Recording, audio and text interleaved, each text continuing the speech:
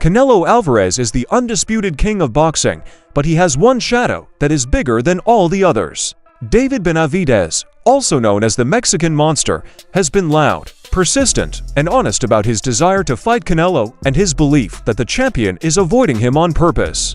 As boxing fans think about the risks, one of the sport's smartest analysts, Kellerman, makes things clear. This isn't just another fight over points of view. The fight that everyone thinks is Canelo's biggest fear is actually the way to his boxing success because it gives him a chance to cement his place as one of the sport's all-time greats. Kellerman is going to explain why. There's more to Canelo Alvarez than just being a winner. This guy is amazing. He's a real beautiful boy if you ask me. The deck is usually stacked in his favor. Canelo is the golden boy first because he can fight his ever-loving ass off. When he was a teenager, he was a YouTube sensation, playing to packed houses in Mexico, there to watch him beat up grown men. Now, over a decade later, he's outboxing the rangiest and cagiest and outfighting the roughest and toughest in the whole wide world. Canelo was the golden boy second because as a top fighter of Mexican heritage, he has a built-in following. There is no larger nor more rabid fan base in the world. Thirdly, he's good looking, which plays to Madison Avenue, see his Under Armour endorsement deal. And with the red hair, he's got an unusual look, an Irish-looking Mexican pride. Kellerman means what he says and compares himself to Oscar de la Hoya. Who was the first golden boy? La Hoya had to win the support of his fierce Mexican fans, but Canelo was born into it. He has the perfect mix of smooth defensive fighting and devastating power on the attack. Canelo's promoter, Golden Boy, is so named because the boss is the golden boy himself, Oscar de la Hoya. De la Hoya's appeal was based on his excellence, of course. He brought home the Olympic gold medal after all. But also the fact that he was good-looking and of Mexican heritage. Oscar was Mexican-American. And because of that, and because he was a pretty boy, he had some proving to do before he was accepted by the Mexican fight crowd. I mean, if you're so tough and willing to show it, which you better be in order to win over hardcore fight fans, why are your facial features still where they're supposed to? His popularity comes from a mix of his great skills, his close ties to boxing's most devoted fans, and his ability to sell himself in ways that go far beyond the ring. His resume looks like a vote for the Hall of Fame, a real row of people who want to kill the killer. He fought other people too. He looked for bad dreams. Some of the sickest Cuban southpaws, like Lontalara, played for Ari. It was a tricky puzzle with a lot of risk and reward, and most winners would have stayed away. In his own quest to be the best, he fought boxers who could knock him out, such as Daniel Jacobs and Sergio Kovalev. I thought he beat Trout and Jacobs, close. Yes, I thought he beat Lara too. Thought if anyone deserved the decision in the Triple G rematch, it was Canelo. I ain't playing favorites. I agree he lost the first Triple G fight and got practically shut out by Floyd Mayweather the night one judge had it a draw laughably. But that's how it usually works with the network's house fighter, with the promoter's cash cow, with the A side, with the golden bluff and willing to show it, and is not apologizing for the fact that he has those kind of James Toney level skills to hit you more than you can hit him. Cat slippery, slip punches and counter guy. There have been great Mexican fighters who were also big draws, like Julio Cesar Chavez and Marco Antonio Barrera.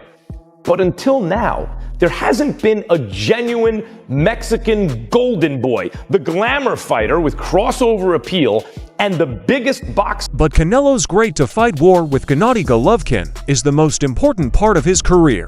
For years, people cried out for the fight, praising Golovkin as a Kazakh wrecking ball that could not be stopped. The controversial draw in their last fight changed the sport forever and made people question Canelo's claim to be the best. Thought that Triple G won the second fight as well. I think Canelo showed some improvement, but it's also possible that Triple G might have slowed down a little bit. I think so. The first fight I had at 9-3 for Triple G. That's how I scored it. That sounds about right. Yeah, and I gave the first 3 rounds to Canelo, and then I had it every round after for Triple G. This fight, I thought Canelo won. Close fight, and if you gave it to Triple G, I wouldn't have screened robbery. Right. You know? I think Teddy was saying that he thought the Triple G won, but I felt like, well, it's a pretty close fight. pretty close fight, but certainly Canelo showed much improvement. He did, and he fought us. Even though he overcame these problems, many of his fights, especially the first GGG match, were very close. Some critics say the judges often gave him the benefit of the doubt.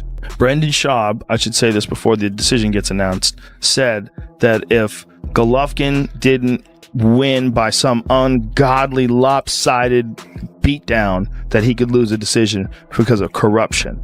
He goes, because that's how boxing rolls, and there's way more money in Canelo winning. So that said, now that we know that, Tecate sponsor. that's true. Well, apparently the audience is like half Mexican. He's a superstar in Mexico. Just a superstar. Who are you talking about? Canelo. Oh, yeah. So let's see if Brendan Schaub predicted this correctly, because we think It has to be Golovkin. the unofficial scorecard guy had it for Golovkin by several rounds. We think it was Golovkin clearly, although Canelo fought a great... People were mean to Canelo, so he went above and beyond in the repeat. He changed everything about himself.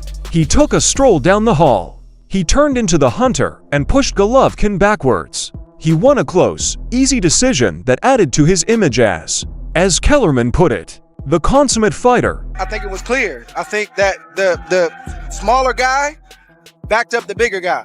See, a puncher like Golovkin, a guy who's made his living on coming forward, doesn't want to go backwards. That was Canelo's game plan from the beginning, and you have to give him credit for having the courage to stand in the lion's den to get his work off. But when he was backing him up, Andre, Triple G was using the jab all night long, and it couldn't miss Canelo's face. What about that? I'll put it like this.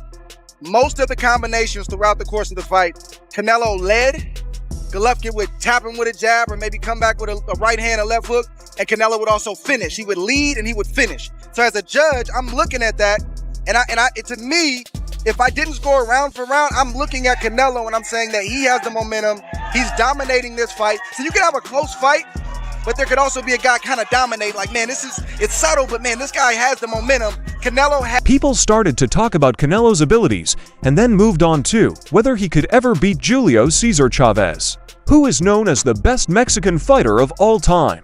Kellerman said Canelo would have to do something big, like win all of his fights in the light heavyweight class. Ever see Julio Cesar Chavez in his prime? I'm talking about the daddy. I'm talking about one of the greatest fighters ever. This guy is the closest thing I have seen to a big Julio Cesar Chavez. David, I'm not putting the Chavez thing on you. I'm just saying, yeah, you're the closest thing I've seen to a big dude. A monster came out of the dark while Canelo was building his empire.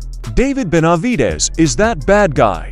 People had high hopes for Benavidez as a child. Kellerman said he was the most like Julio Cesar Chavez he had ever seen. The thing that's happening in my career, I'm in a great position every single way. I wasn't going to go down to 168, but now if Canelo wants to come up, then come. I got the WBC world title, 175. After I beat Bivol, I'm going to have all belts. So after that happens, now I'm the one who has the power. Now I'm the one. Canelo said he doesn't fight. He fights for greatness. He fights for titles. Well, let me go pick up all the... He had been getting ready for this since he was 3 years old. It was his father, Jose Benavidez Sr., who helped him reach the top of the sport, which was his lifelong dream. He did not have parks as a child. He did drills, punishment, and sparring with other boys when he was younger. Rather than just fighting, he is a fighter who hunts. And he makes it clear that he wants to fight in the ring. His style of fighting is suffocating. He uses a steady flurry of 7, 8, or 9 punches that slowly break down an opponent's body and will. Benavidez has made it clear that he wants to do more than just win titles. Making history as the best boxer of all time is the way to become legendary. He has gone from being a young man with untapped potential who struggled with personal issues outside of the ring to a focus destroyer who makes the most of his natural skills. Even though he is strong and driven, he has faced a major obstacle on his way to becoming a worldwide star. Getting Canelo Alvarez into the ring, and Benavidez has a very clear reason why this fight hasn't happened yet. Seeing him handle my presence he's definitely scared of me. If you have a fighter talking so much trash in front of you, why don't you make an example of him to the world? Beat me in the ring and make a whole lot of money. But Canelo Alvarez, as you can see from every time he fights a guy that's big with power, like Bivol, you know what I mean? And he's not able to suppress these fighters as much as he's able to suppress the little fighters. You know what I mean? So he sees a lot of things in me that he can't stop. David Benavidez has made it clear that Canelo is scared of me. About just Benavidez coming in big. Like, some people give him the weight bully title, things like that. Did you feel like his size played a factor in, you know, the later rounds? Yeah, I'd say so. Yeah, I mean, he's just, you know, he weighs a lot. He's a big guy. He's a big frame, and at the same time, you know, he's got a lot of boxing skills to go on top of that. Speed, his explosiveness. He puts his punches together well. So, you know, he's got a lot going for him. You know, I don't want to really make any excuses. You know, he's a good fighter. That's why I wanted to fight him to begin with. Yeah. You know, that's the goal, right? Like, if you say you're the best, that's to seek out the best fights possible and try to make them. This is more than just trash talk. He thinks that way because he has a fair view of Canelo's history. Benavidez uses Canelo's lopsided loss to the bigger and better trained Dimitri Bivol as proof that Canelo sees in him a dangerous combination that can't be stopped. Very fast speeds, crushing force, and unwavering drive. He has no chance of beating me today, Benavidez said, adding that with each fight, his confidence grows while Canelo's path to winning gets narrower and narrower. Based on the reported $50 million offer that Canelo turned down, he thinks that the fight would have happened years ago if Canelo had had a chance to win. It's simple math for Benavidez. When it comes to business, Canelo knows he can't win this fight. I know people are down on Canelo because he lost Bivol, but Bivol was always bad for Canelo. Bivol was always the guy you put Canelo in with if you wanted to get Canelo beat. And I know Benavidez and Beterbiev, for that matter, are like these beasts, right? But man, Canelo, that's the type of fighter he is. He wants you to come to him because he's a natural counterpuncher. So I would say it's like James Toney, right? You want to beat James Toney back in the day, you go get Roy Jones, not just because he's great, but because he'll step around you. He's here, he's there, you can't find him. His feet are fast. He can get around you. But if you put Vasily Girov in with James Toney, great. Tony's just got Girov is an undefeated an Olympic gold medalist, world champion. But if you're going to just come at James Toney, he's going to counter you. And that's Canelo. Against Benavidez, against Beterbiev, I like Canelo's chances because they're going to do exactly what he wants them to do. And against a guy like Bivol, it's going to be tougher. What about Beterbiev? Same thing. I did Beterbiev with Canelo. Yes. Yeah, same thing with Benavidez. Beterbiev is going to go to Canelo. That's all. Like Canelo's a fucking pussy. That's just my opinion. Because if we ever fight, the man is making well over $100 million. You know what I mean? If, let's say, he's saying that I don't have nothing to offer, that I'm nobody, that I need more experience, this and that. If you're gonna make $100 million fighting somebody that has no experience, that he sucks, this and that, all this shit that they've been talking about me, why would you not come beat my ass and collect a big bag on my head after the fight? Like, this is the same shit I'm doing with David Morrell. You know what I mean? It's the hardest fight, but fuck, I'm not scared of nobody. You know what I mean? I like I said, I embrace the challenges. So for Canelo and his fans saying that I don't bring nothing to the table, I don't do this, I don't do that, man, they're all scared, just like how he's scared. You know what I mean? And if he wants to come prove that I ain't shit, come prove it in front of everybody. However, Kellerman makes a strong illogical case that completely changes the situation. He thinks a fight with Benavidez would be a surefire show with lots of fireworks and, surprisingly, a great matchup for Canelo's style. Kellerman talks about the basics of fighting science. Canelo is a great counterpuncher in the way of James Toney. He is a defensive genius who uses his opponent's aggression against them. His strategy is to lure opponents in, make them miss by inches, and then hit them in the head or body. Mobile boxers who don't want to fight and just watch, like Bivol or Floyd Mayweather, have always been a problem for him because they keep him from being able to lead the dance. I'm not saying who necessarily wins, but that's fastball pitcher against fastball hitter. There's nothing cute there. One guy just wants you to stay there so he can come to you and do what he wants to do, and the other guy just wants you to come to him so he can do what he needs to do. Canelo just wants you to come to him. Oh, I got you now. And Beterbiev just wants you to stay right there. I'm going to come and get you. That's country. But Benavidez does exactly what Canelo tells him to do. He steps forward. He's ready to fight. Kellerman went so far as to say that Canelo would be very tough against a famous winner like Artur Beterbiev. In the same way, these tough boxes are great for Canelo's skills. He says it's like a fastball thrower versus a fastball hitter. A great fastball hitter isn't scared of a pitch that goes 100 miles per hour. He really wants it. Canelo is up against a pressure fighter. When this happens, Canelo is able to stay on his feet, take the blows, and use the powerful counter-punching skills that have made him famous. It's an amazing discovery that makes me think this isn't a scary situation, but rather a measured risk Canelo has yet to take. Doctor News. Breaking news in the boxing world. Canelo Alvarez, the Mexican superstar, is out of the ring until mid-2026. Why? Elbow surgery after his loss to Terence Crawford. That's right, no fights for Canelo until at least April, maybe even September next year. But here's the real question. Is Canelo done? Some say he's been on the decline since 2022. Remember those fights against Berlanga, Skull, and Munguia? Critics argue he's been avoiding top contenders like Benavidez and Morel. Now, about that Crawford fight, was it really a dismantling or just another case of Canelo's stamina giving out? The boxing world is... Canelo's recent big changes in his career have made this strategy problem even harder to solve. Even though he lost badly to Terence on September 13, 2025, Crawford was still the best boxer in the world. That was a clear loss that gave him his first scratch in years. That loss and the news that Canelo needs surgery on his arm that won't happen until mid-2026 have created a level of uncertainty that has never been seen before. The king is not on his seat at the moment. Or Benavidez. You said he was not scared to fight anyone in the previous interview.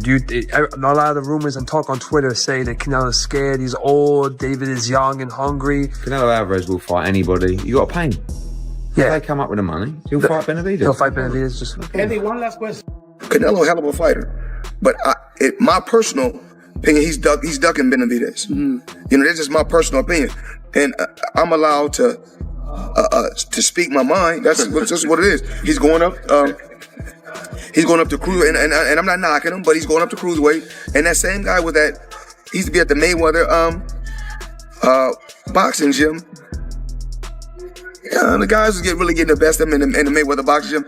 So if he's going up to quote unquote cruiserweight, I mean we got a lot. Benavidez can go and beat that same guy. He can beat that same guy at 168. So he's not doing nothing, you know, like I said before. But when you are put in a certain position, he should be he's able to like me. You know, when I was in a position, I can pick and choose who I want to, because I earned that right. But do I like this fight? Absolutely not. We want to see Benavidez. During this time, Canelo signed a new 3-fight deal with the PBC. Even Eddie Hearn, a rival organizer, was surprised, but he agreed that it was the best thing for him. This setup makes it possible for big fights between people like Jamal Charlo, Errol Spence, and, of course, David Benavidez. But Benavidez isn't going to sit still while Canelo heals. Why was now the right time for you to move up from super middleweight to light heavy? But this is the right time to move up to super light heavyweight because I did everything I could do at 168. I've been there for 10 years. But the only other thing I had to achieve was, you know, fighting for the unified world titles. And Canelo Alvarez is holding all of them. So he doesn't want to give me the fight. You know, I've been mandatory for the past 3 years. I've done everything I could do to get that fight. I still haven't got it, so I'm not gonna wait around for nobody. I'm gonna go and make my own lane at 175, and that's exactly what I'm doing. My goal is to become unified world champion at 175, and just reign there, and then maybe go up to cruiserweight. You know, so I still have a lot to grow. You know, I'm 27 years old, so I'm still doing a lot in this sport. So I just want to. Benavidez has made a dangerous move for power because he knows that waiting for Canelo is pointless. He has made it clear that he doesn't care about the 168-pound division, saying that he stopped being interested in it a long time ago and is now focused on the Sharks in the 175-pound or light heavyweight division. Interview 17. His search for giants like R. Beterbiev and Dmitry Bivol is an unbelievable turn of events. He is now on a mission to beat the division that Canelo was told he had to get rid of to become the greatest boxer of all time.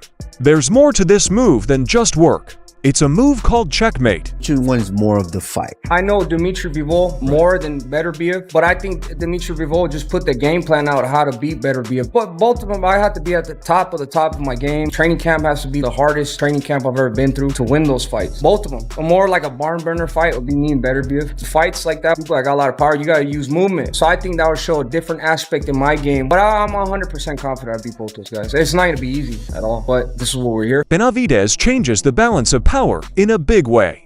He is no longer going to be the one who starts fights. He will become the winner and have all the power.